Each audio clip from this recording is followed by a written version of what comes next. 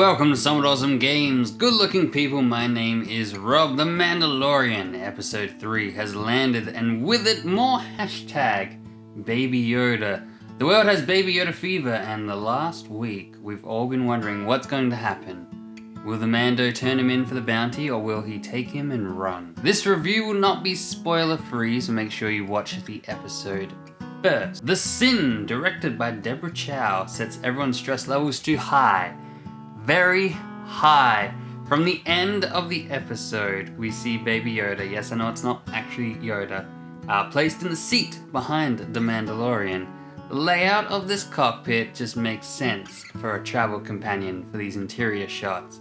So once Yoda, I'm going to keep calling him Yoda, starts interacting with the space knob, it's a safe bet from this point on, due to the cockpit layout and the way that the entire cockpit is shot, that this is most likely going to be his seat through the rest of the series. So the journey to the reward, we get this from the baby's point of view, which makes perfect sense. We know where he's going, but he might not know where he's going. He sees some new things like ships landing, some familiar things like Jawas around, and spending these final adorable moments with him is just the perfect way to set up this meeting, because it gets your heart racing with anticipation of, will he cash him in? No, surely he won't. He's too cute. How could he? Look how adorable he is. What is going to happen? Don't cash him in. Please don't do it. The series so far has achieved a great show, don't tell type of storytelling, which I always think is one of the best qualities in movies or TV. I don't know how Pedro Pascal sells it so well with his body language.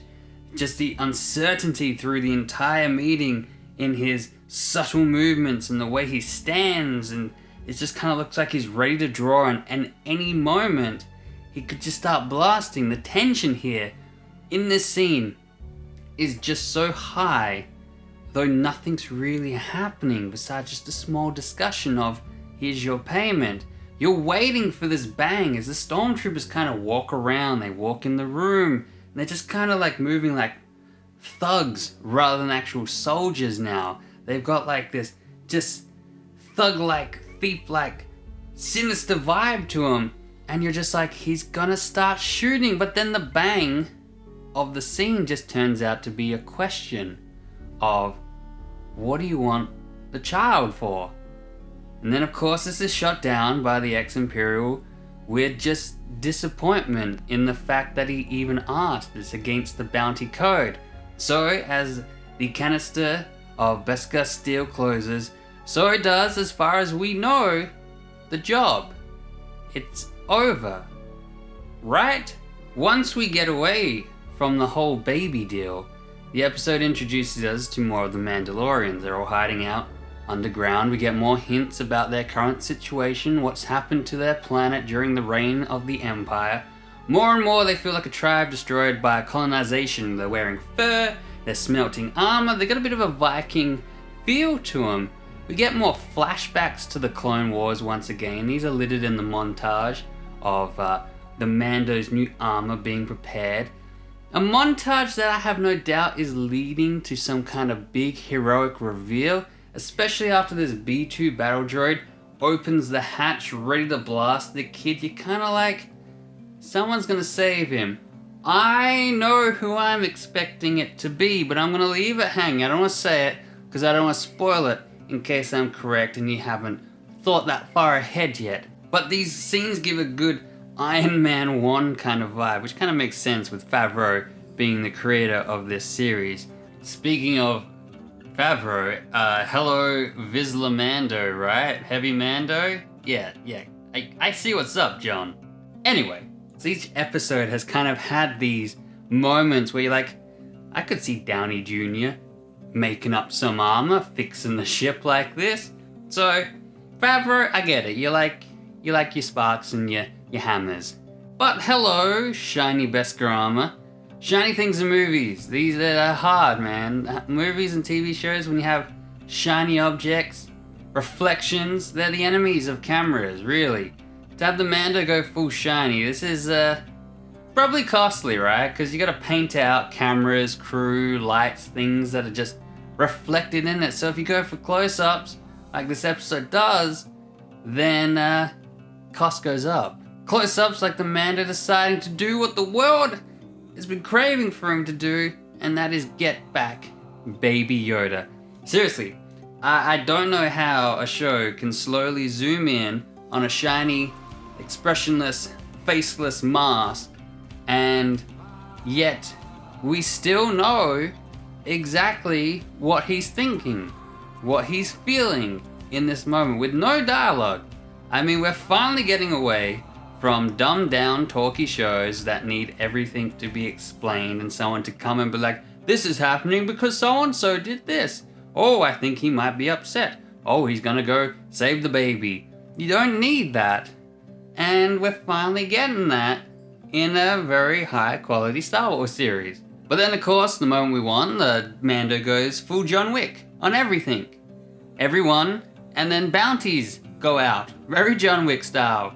And then of course we have this big conflict to finish off our episode.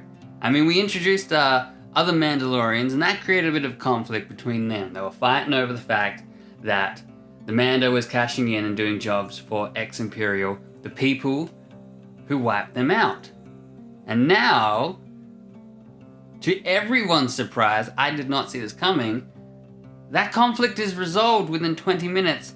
It's locked down and like, yeah, no, it's cool. We've got your back. And they come in, jetpacks are blazing, and it's just beautiful the way it is shot. While some of it does look a little bit CGI, you know, like they're on sets and stuff, a lot of the way just the Mandalorians are flying, it kind of is hard to pick when or even if they're CGI at times, if they're full body CGI or if they're on wires or what's going on. You're kind of looking at it going, alright, well I know the bar background is placed in, but did he actually land there? Is he real? I don't know. And this is a TV show. I don't know how they're doing it. But out of the current 3 episodes, this is the heart racing episode for me.